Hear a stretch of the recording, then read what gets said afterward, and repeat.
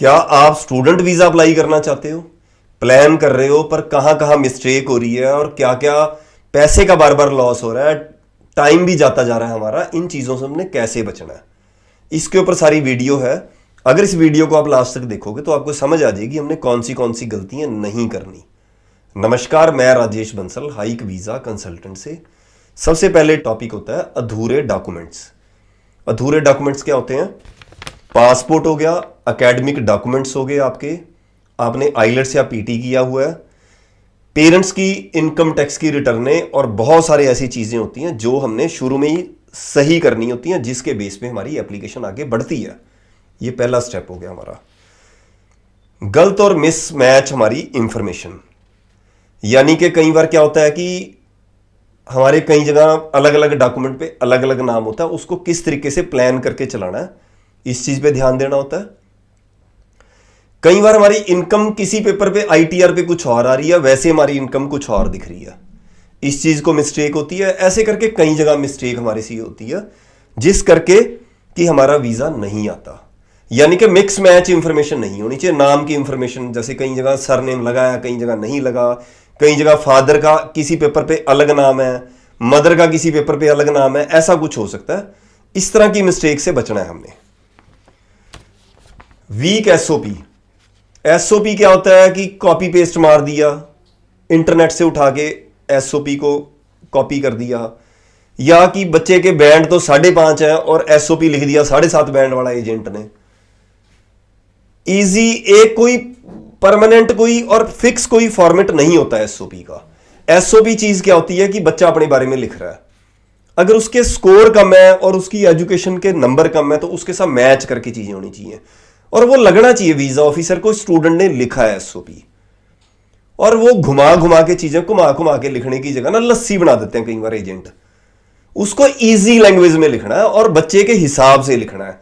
एक पक्का फॉर्मेट कोई नहीं होता एसओपी का। कई बार कंसल्टेंट बोलता है भी हमारा तो फॉर्मेट ही यही है।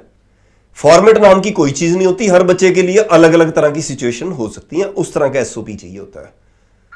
ये बहुत टफ वर्ड यूज कर देते हैं, बच्चे का लेवल ही कुछ अलग है, उसके साथ वो चीजें जचनी चाहिए। एसओपी सबसे बड़ा पेपर है। फाइनेंशियल प्रूफ का सही ना होना, ये एक बड़ा पॉइंट है बहुत ज्यादा। फाइनेंशियल प्रूफ क्या होता है कि आपकी आईटीआर आपने भरी हुई है, फैमिली की इनकम 10 लाख रुपए 15 लाख रुपए दिखा रहे हो, पर ट्रांजेक्शन है ही नहीं अकाउंट के अंदर। एग्रीकल्चर इनकम दिखा रहे हो पर जे फॉर्म नहीं कटे हुए, अकाउंट में पैसे नहीं उसके आ रहे। आधी स्टेटों के अंदर तो ये नौबत है कि एग्रीकल्चर का पैसा अकाउंट में नहीं आता, कैश में मिलता है। उस चीज का ध्यान रखना है जब बच्चे को बाहर भेजना। चाहे अगर आप मान लो सरकार के अकाउंट से पैसे नहीं आ रहे, मान लो पंजाब हरियाणा में तो सरकार देती है पैसे, अकाउंट के अंदर फसल के पैसे आते हैं। अगर दूसरी स्टेट से है तो फिर आड़ती से लो और जे फॉर्म लो, अपनी जमाबंदी भी साथ में लगाओ प्रॉपर्टी की। अगर आपने लीज पे प्रॉपर्टी ली हुई तो उसका लीज एग्रीमेंट होना चाहिए, उसका कई चीजों पे काम करना है। ये एग्रीकल्चर वाले बच्चों का वीजा बहुत ज्यादा खराब होता है। एग्रीकल्चर पे जो बच्चा जा रहा है, इनकम के ऊपर जा रहा है, तो उसके पास लोन का पार्ट बहुत बड़ा नहीं होना चाहिए, इस पे दिक्कत होती है।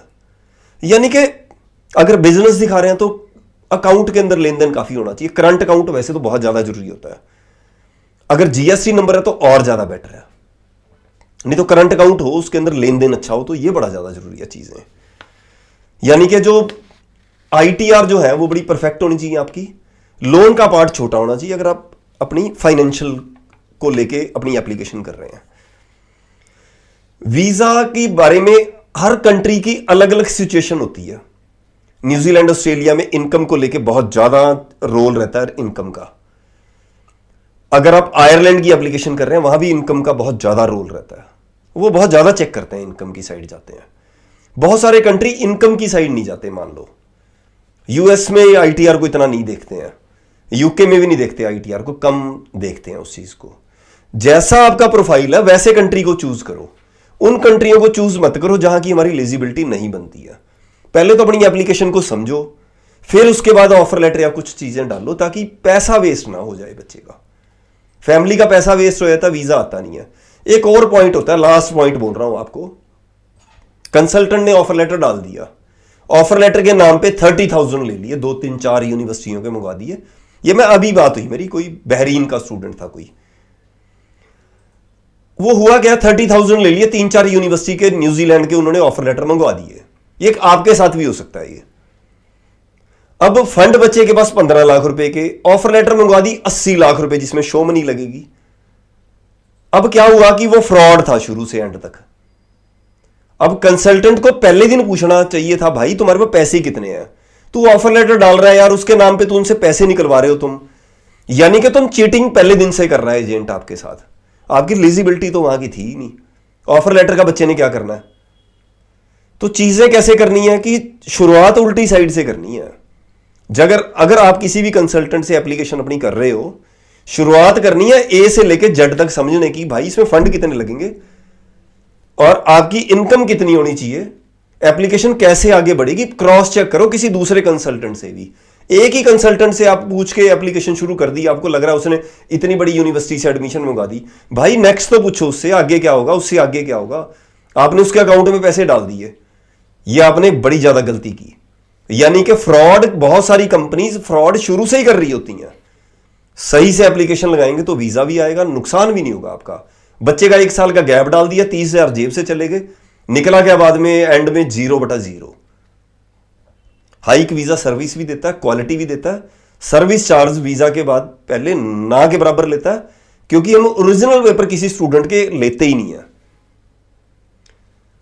अगर सारी वीडियो आपको अच्छी लगी तो दोस्तों से शेयर करना, कोई हो सकता है आपके किसी फ्रेंड या रिश्तेदार को भी जरूरत हो ऐसी टॉपिक की। और चैनल को सब्सक्राइब करना, इससे आपको नेक्स्ट वीडियो भी आपको टाइम पे मिलेगी। नमस्कार।